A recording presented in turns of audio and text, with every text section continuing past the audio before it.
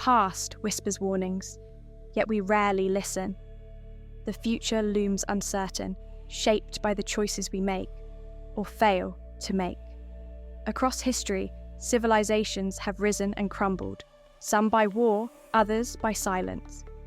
What remains is not just the wreckage of cities, but the stories of those who lived through their undoing.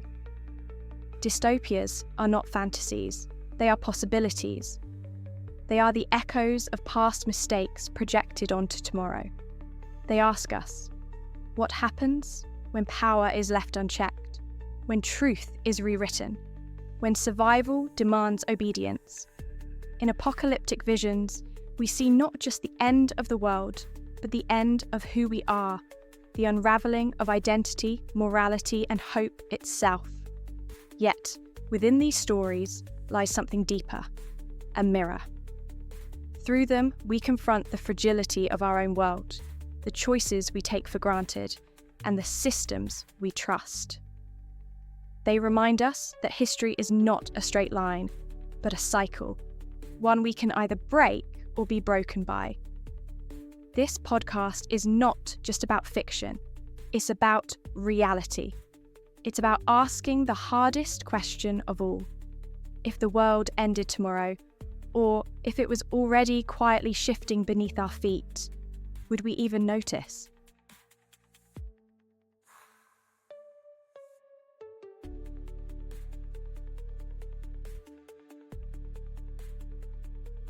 Welcome back, everyone, to another deep dive with us. Today, we are going to be looking at how power can really warp history. Yeah.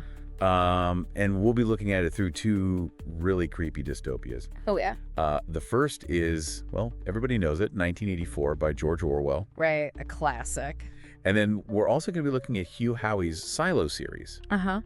And both these stories deal with societies where the people in charge are like really manipulating history to stay in charge. Absolutely. But they each go about it in really different ways. Yeah. So in 1984, you got like the party constantly rewriting history. Uh-huh. But in Silo, they kind of go like a step further. Yeah. And they just erase history like it's gone. Wow. So are you ready to kind of unpack why messing with history is so effective in these dystopias? Oh, absolutely. And what it might tell us about the world we live in? Yeah, it's a really fascinating topic, and it's like incredibly relevant even today, you know? What's so striking about both 1984 and Silo is like they both highlight how fragile our understanding of the past can be. Right. And it's so easily manipulated to serve the people in power. Okay, so let's unpack 1984 first. Okay. The Ministry of Truth. Right. What a ironic name. Totally, yeah. It's constantly like revising historical records Uh-huh. to fit whatever the party's agenda is at that moment. Yeah. I mean, they literally have memory holes. Yeah. Where they destroy evidence of the past. Right, and that's where Orwell really hits on something chilling. You know, it's not just about changing the story. Yeah. It's about erasing any possibility of a different story. Right. It's like they're saying what you don't remember never happened. And it works. Right. I mean, Winston, the main character, Yeah. even though he knows the party is lying, Yeah. he struggles to hold on to his own memories. Yeah. It's like this constant rewriting of the past makes even like personal experience Right. unreliable. Wow. So what do you think? Is there any way to fight back against this kind of manipulation? That's the big question. Yeah. That's like the question that Winston grapples with throughout the entire book. Uh-huh. He does find like a brief glimmer of hope Yeah. in a photograph, like a physical photograph. Oh, wow. That contradicts what the party is saying. Interesting. But even that is ultimately destroyed. Wow. So it seems like evidence on its own isn't enough. Right. There has to be a way to make people believe it, to awaken that sense of knowing that they've been lied to. Which is exactly what the founders in Silo try to prevent. Right. They don't even bother with rewriting history. Yeah. They just like wipe it out Totally. completely, Yeah. leaving the Silo dwellers with no knowledge of their past. It's almost like they're saying ignorance is bliss. Right. But I think we both know it's anything but blissful. Yeah. So what's your take on this approach? This like complete erasure of history? It's a whole different kind of manipulation, isn't it? Instead of like actively changing the narrative, Right. they're creating a vacuum Uh-huh. where any narrative is impossible. Yeah. except the one that they provide. They even control technology. Oh, wow. They rely on like physical records that are much harder to alter, Yeah. which further cements their control over information. And they create a system where questioning the status quo is literally unthinkable. It's crazy. You mentioned technology. Yeah. They have this all-powerful IT department Right. that controls access to information. Yeah. In a way, it reminds me of like the Ministry of Truth, but instead of rewriting history, Yeah. they're gatekeeping it. That's a great comparison. Yeah. Both organizations serve as this chilling reminder that those who control information Uh-huh. wield immense power. And it makes Right. you wonder, Yeah. how much of that is happening in our own world? Yeah. Are we being manipulated in ways we don't even realize? What do you think? That's a thought-provoking question. Mhm. It definitely makes you take a step back and examine the sources of information that you rely on every day. Absolutely. But let's get back to the characters for a second. Okay. We have Winston in 1984, who is desperate to uncover the truth behind the party's lies. Right.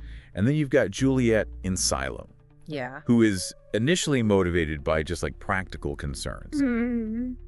But eventually she gets drawn into this quest for knowledge about the world outside. Yeah. What do you make of their different motivations for seeking the truth?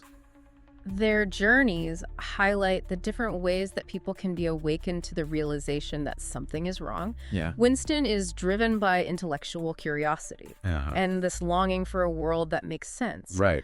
Juliet, on the other hand, kind of stumbles upon the truth almost accidentally, Yeah. driven by this like very basic need to obtain supplies for her department. Right. So it speaks to the idea that truth can be revealed in unexpected ways. Right. And sometimes all it takes is like a small crack in the facade to make people start questioning. And in both cases, the quest for truth comes at a cost, right? Oh, yeah.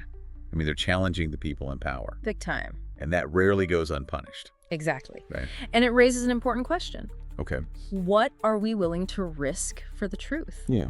Are we willing to question the narratives that we're given even when it makes us uncomfortable? Yeah. Or even puts us in danger? That's a heavy question. It is. But it's one that I think we have to grapple with as we kind of delve deeper into these stories Yeah, and explore the real-world implications of manipulating history. absolutely. So stay with us as we continue this deep dive. Yeah, don't go anywhere. You know, it's interesting how both Winston and Juliet, even though they have these like really different motivations, they both end up uncovering something so much bigger than they were initially looking for. Yeah. They come to realize just how much their societies are built on lies. And neither one of them can just like sit back and accept it. Right. It makes you wonder, like, what is it about human nature that just drives us to seek the truth, Yeah. even when it's dangerous? That's a great question. Yeah. I think it speaks to our like inherent need to understand the world around us. When we encounter something that contradicts our understanding of reality, Yeah.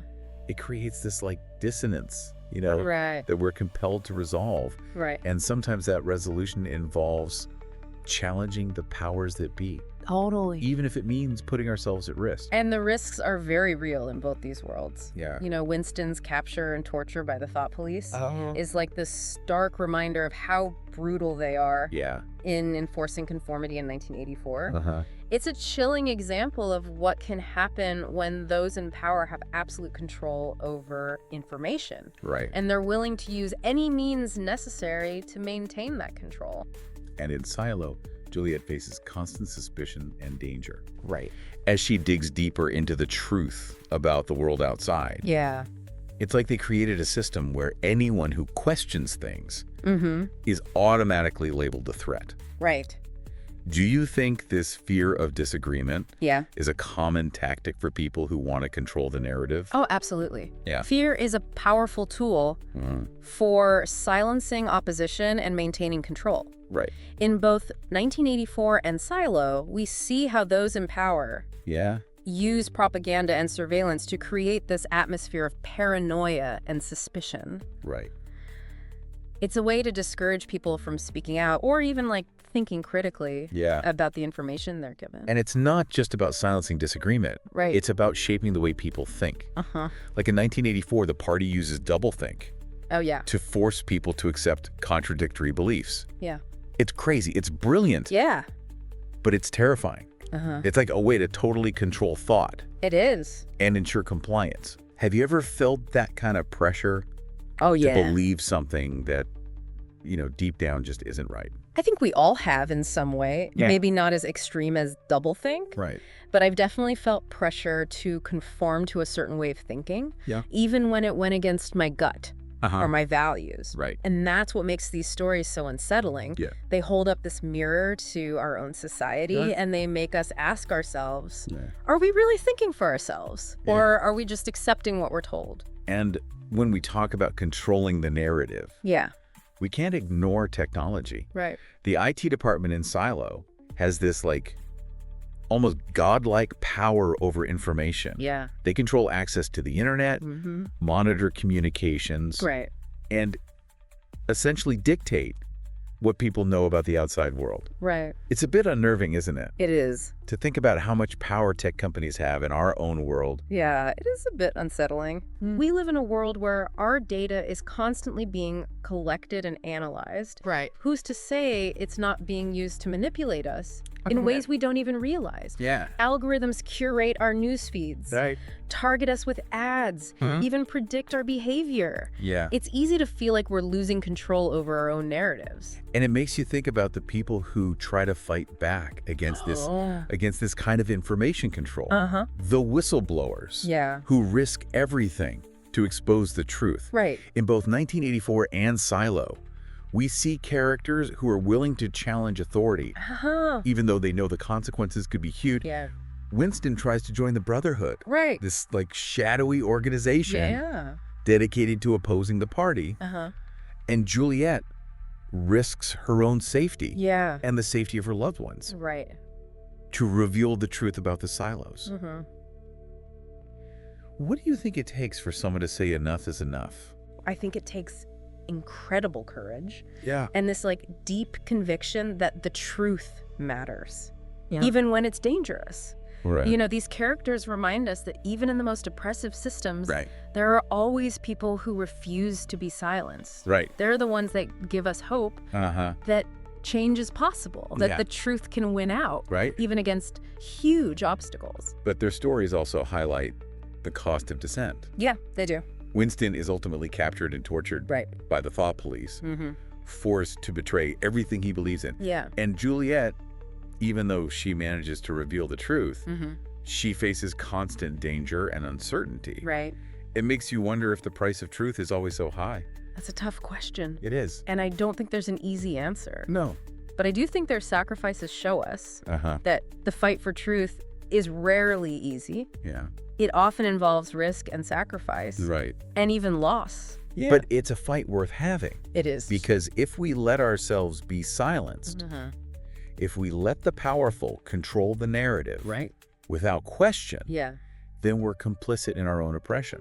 absolutely. So what can we learn from these stories? Are Yeah. we doomed to repeat the mistakes of these dystopian societies? I don't think it's about doom and gloom. Okay. I think it's about awareness. The Uh-huh. more we understand how manipulation works, Right. the better we can resist it. Yeah. We need to be critical of the information we consume, Uh-huh. question what we're told, Right. and seek out different perspectives.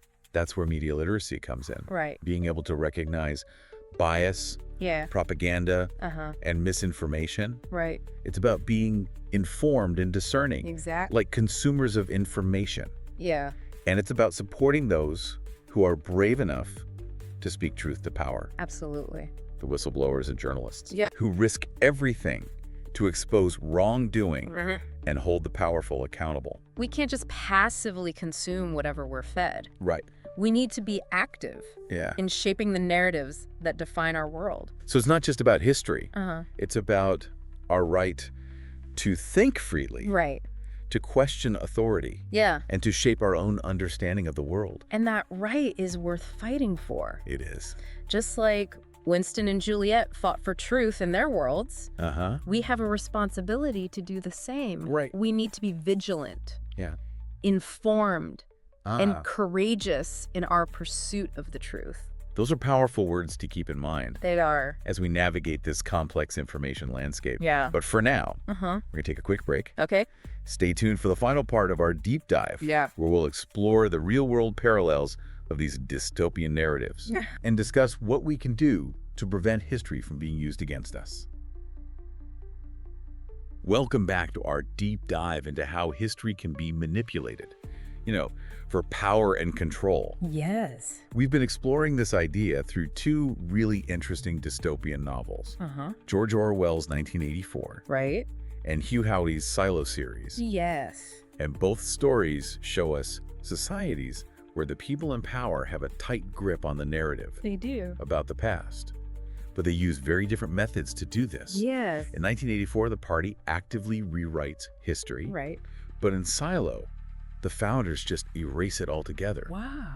It's intriguing to think about both approaches It is. because they show us the different ways that history can be manipulated. Yes. Rewriting history lets them constantly adapt it to whatever their current agenda is. Uh-huh. But erasing history gives them like a clean slate Yeah. to build whatever narrative they want. Which one do you think is more dangerous? That's a tough one. I know, right? On the one hand, the blatant rewriting of history in 1984 feels very Orwellian, Yeah. like a nightmare. Right. But the complete erasure of the past in Silo Yeah. is almost sneakier because it makes it impossible to question the official story. Right. If you don't have any other perspectives, Yeah. how can you even start to think about challenging what you're told? Exactly. And this is where we start to see some scary parallels to our own world. Oh, yeah. Think about media bias. Uh-huh. How often do we only get one side of the story, Yes. a very specific perspective that fits a particular agenda? It happens all the time. Mm-hmm. Look at the way news is reported these days. Yeah. The way history is taught in schools. Right. The way certain events are shown in movies and TV. Uh-huh. There's always a spin. Mm-hmm. And it's not easy to figure out what's true and what's not. It makes you wonder, are we really any different from the people in Oceania or the silo dwellers? It's a good question. Are we all just living in these carefully constructed echo chambers? It's a valid concern. We live in a world with so much information. It's easy to get trapped in these filter bubbles and echo chambers Yeah. that just reinforce what we already believe. Right. This is where critical thinking becomes so important. Yeah. We need to be able to step outside of our comfort zones, Yeah. to look for different perspectives, to question the stories we're told, and be open to changing our minds when we learn new things. That's easier said than done, though, right? It is. I mean, it takes effort to challenge your own beliefs. It does. To admit you might be wrong. But I think you're right. Yeah. If we want to avoid being manipulated by misinformation, Right. we have to be willing to look at ourselves honestly and analyze things critically. Absolutely. And that's where media literacy comes in. Mhm. It's not just about taking in information. Yeah. It's about understanding how that information is made, Right. how it's presented, Uh-huh. and how it's spread. It's about being able to spot bias, propaganda, Yeah. and bad logic. It's about knowing how to check if sources are credible and accurate. So it's like being a detective. Exactly. You're always looking for clues, Yeah. questioning the evidence, Right. and trying to put the truth together from all these different stories you're hearing. Right. It sounds exhausting, It can be. but I guess it's the price we pay for living in a free society. It is. It's definitely a challenge, but it's a challenge worth taking on. Yeah. Because the alternative, as we've seen in both 1984 and Silo, Right. is a society where the truth is hidden, Uh-huh. where people aren't allowed to disagree, Yeah. and where the powerful control everything without question. And that brings us to another scary similarity to our world: censorship. Yes. In both 1984 and Silo, access to information is really controlled. It is. Certain books, Mm. documents, even thoughts are forbidden. Right. It's a way to stop people from forming their own opinions, Yeah. from challenging the way things are. Do you think this is something we should be worried about in our own society? Absolutely. Censorship in any form is dangerous. It threatens our freedom to think and speak freely, whether it's the government censoring things, Right. or corporations doing it, Yeah. or even people censoring themselves because they're afraid of what others will think. Right. Suppressing information always helps those in power Uh-huh. and silences the voices of those who disagree. And then there's the whole issue of mass surveillance, Right. which is a constant thing in both 1984 and Silo. Yes. In 1984, it's the telescreens, Mm-hmm. always watching you. Right. And in Silo, it's the IT department, Yeah. monitoring everything you do and say online. Uh-huh. It makes people afraid to speak their minds, Right. to challenge the status quo, Yeah. because they know someone is always watching. And in our world, we have cameras everywhere. It's true. Our online activity is tracked. Our phones can be tapped. It's easy to think these things are necessary for safety. Yeah. But how much of our privacy and freedom are we giving up for that? Right. We need to have a serious discussion about the balance between security and freedom, Yeah. about how these surveillance technologies could be used for bad things. And it's not just governments and corporations watching us. Right. It's also about how we watch each other. Mm-hmm. Social media has turned us into little big brothers, Yeah, constantly judging each other. it's true. It's created a culture where people are afraid to be themselves Yeah. because they're worried about being shamed or rejected. You've made a really important point there. Yeah. This self-censorship because of social pressure Right. and the fear of being shamed online Ah. can be just as bad as any government or corporate censorship. Right. It stops people from speaking freely and having open discussions and debates. It's like we're all living in a panopticon, It is. always being watched by the powerful Uh-huh. and by each other. Right. And in this kind of environment, it takes a lot of courage to speak up, It does. to challenge things, Yes. to expose the truth. That's why the stories of whistleblowers are so important. They are. These are people who risk everything. Yeah. Their jobs, their reputations, Oh. even their lives, Right. to show us the wrongdoing and corruption that's happening. Yeah. They're the ones who shine a light on the secrets of the powerful, Mm-hmm. who hold them accountable. Think about Edward Snowden, Right. Julian Assange, Yeah. Chelsea Manning. Uh-huh.